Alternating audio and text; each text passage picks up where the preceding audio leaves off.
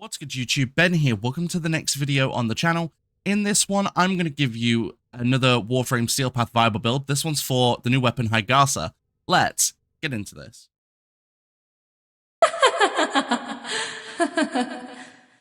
Alright, so Higasa just came out a few days ago with the Kumi new Warframe update along with the melee weapon. I have all three. I'm currently working to put builds on Kumi and Amanata, so stick around for those builds at some point in the next week or two. But Higasa is a burst rifle that has a really interesting effect and a really interesting mod that goes with it. But before we go into the build, just want to point out quickly what is a Steel Path viable build. The reason I note them as viable builds is they're builds that you can use and will work for you on the Steel Path. However, they're not going to get you to like level 9,999 enemies. If that's what you're after, this video is probably not for you. But yeah, let's jump into the build. So, we're running Galvanized Chamber for 80% multi-shot on kill, plus 30% multi-shot for 20 seconds, stacks up to 5 times. We've got Hunter Munitions for 30% chance to apply slash procs on critical. Since these are additive and not multiplicative, it's really beneficial to run a critical build. Malignant Force for 60% toxin and 60% status chance. Rhyme Rounds for 60% cold and 60% status chance. We've got Higasa Serration, which is the specific mod for this weapon.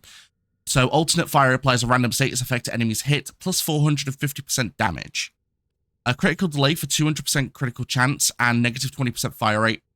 Galvanized aptitude for 80% status chance and on kill, plus 40% direct damage per status type effect in the target for 20 seconds, stacks up to 2 times. And Vital Sense for 120% critical damage. Now, we're running a critical status mix build because of this. So when you use this mod, it will apply a random status effect on top of the viral status effect that we're inflicting.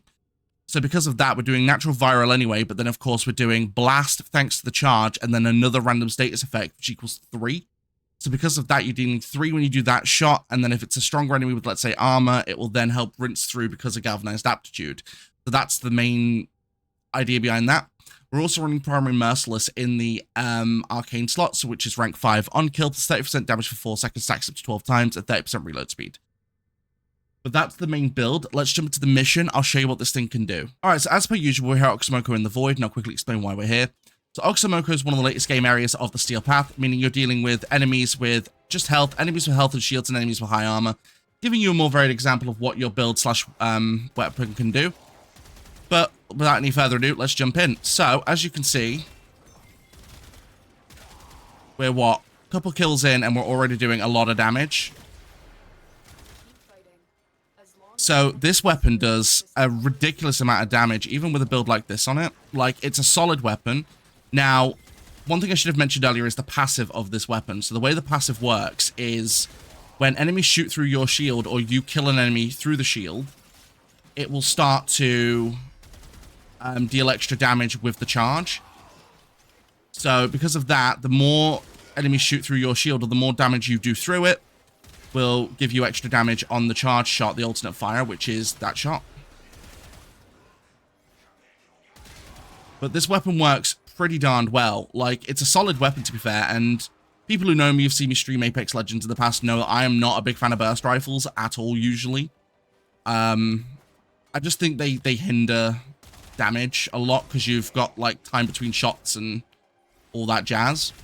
But to be quite honest, like, this weapon is pretty decent, like, as a burst rifle goes.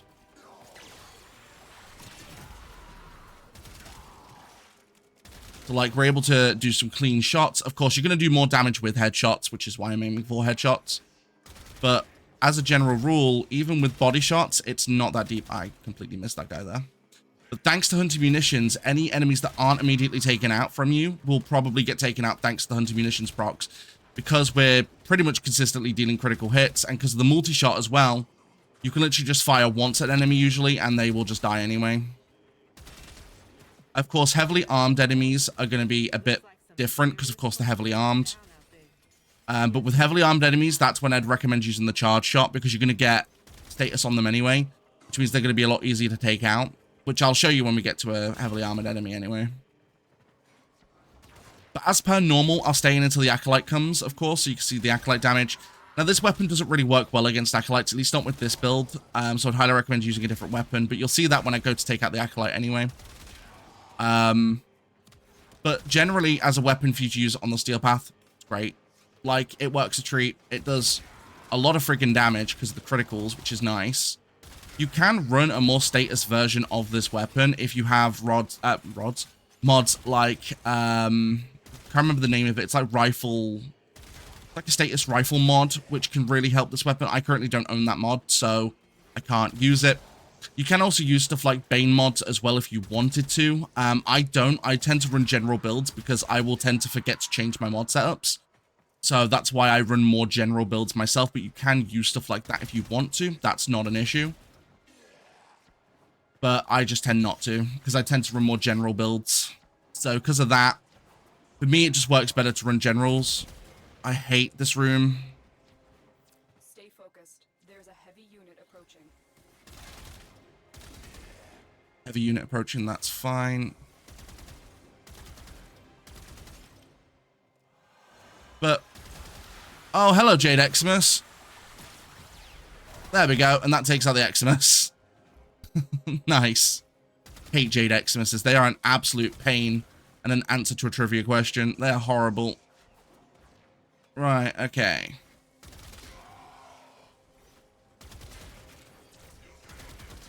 But, like, on the enemies that you don't instantly take out thanks to the criticals, Hunter Munitions is just finishing them, which is great.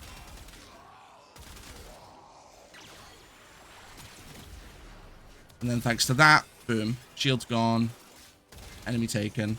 And the alternate fire, oh no, okay, that's fine. The alternate fire doesn't take too long to build. Why is there just armored enemies for days here? Oh my god. So many heavily armed enemies. Damn. There we go. That's what you need to do against heavily armed enemies. Just use the alt fire, and then they'll just die thanks to the Hunter Munitions procs.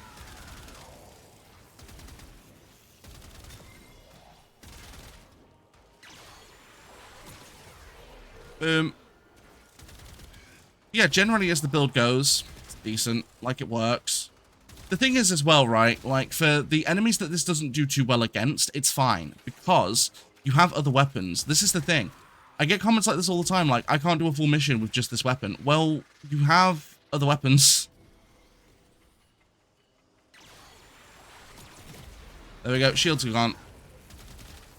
But yeah, it works, sort of. It's not that great, so I'd highly recommend running into, like, a weapon you've got that you know will take it. Like, I've got Colossus, which I know will take out the Acolyte. There we go. Easy clap. But you can use the charge shot to deal, like, a massive amount of shield damage. So you don't really have to worry about it. There we go. But yeah, like, I like this weapon. I think it's a pretty good weapon. But let me know what you think about this weapon and the build in the comment section below. Don't forget you can also like, comment, and subscribe to support the channel for free. It also helps with the YouTube algorithm. And don't forget, I do live stream when I go live. I go live here on YouTube and over on Twitch. I stream Monday, Tuesday, Wednesday, Thursday, 5 p.m. till 8 p.m. British time. So feel free to jump by my streams. If you want to see me on YouTube streaming, which is in shorts form, feel free to turn on notifications and subscribe. If you want to catch the exact same stream at the exact same time in full 1080p, then join me on Twitch. The link is in the description below. And don't forget, you can also support the channel further by becoming a channel member from as little as 99 pence per month.